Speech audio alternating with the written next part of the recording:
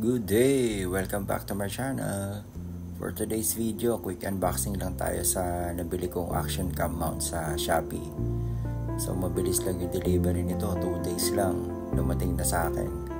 So upon delivery, maganda naman yung presentation niya, naka-bubble wrap siya. And then yung box, wala naman siyang sira. So silipin lang natin yung basic specs niya. Yan, naka-flash siya sa screen. Then sa likod may QR code. Hindi ko na i-mention yung brand name.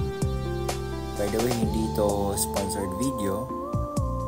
So upon opening ng box, meron siyang soft na styrofoam. Explore lang natin yung mount. By the way, ang first impressions ko dito is solid yung build niya.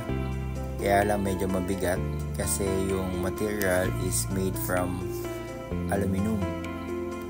So sa pinaka base, andun yung clamp niya.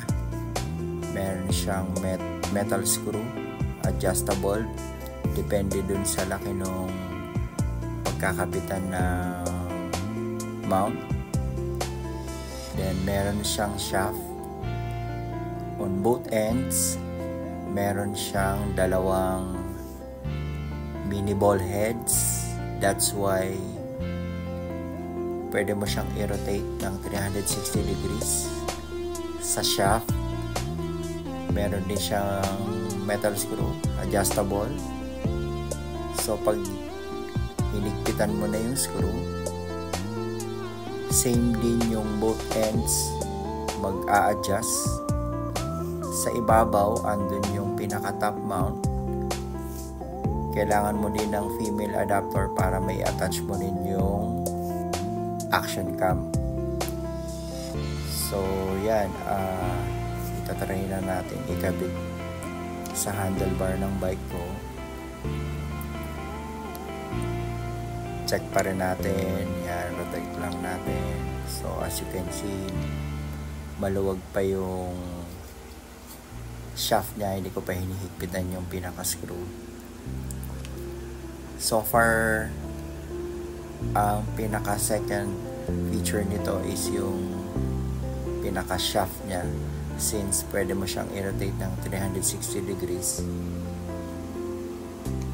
Makakapag-set ka ng magandang angle sa mga rides. Better din ito, kaya binili ko kasi yung una kong mount is naka-permanent lang siya, then wala sang shaft. So tinest ko rin yung grip ng clamp. So far stable naman siya, hindi siya magalaw basta hihigpitan mo lang yung pagkakascrew niya. So yan, iniikot ko na siya. Pwede mo siyang iset sa gusto mong anggulo kapag nag-ride ka. So far, first impressions, maganda yung build ng mount. So itetest natin ito sa ride natin this weekend. So hopefully makapag-set up tayo ng magandang anggulo ng rides natin. So feedbackan ko na lang kayo kapag na-test ko na siya. Mag-share din ako ng video dun sa singit ko na lang dun sa vlog ko sa ride ko.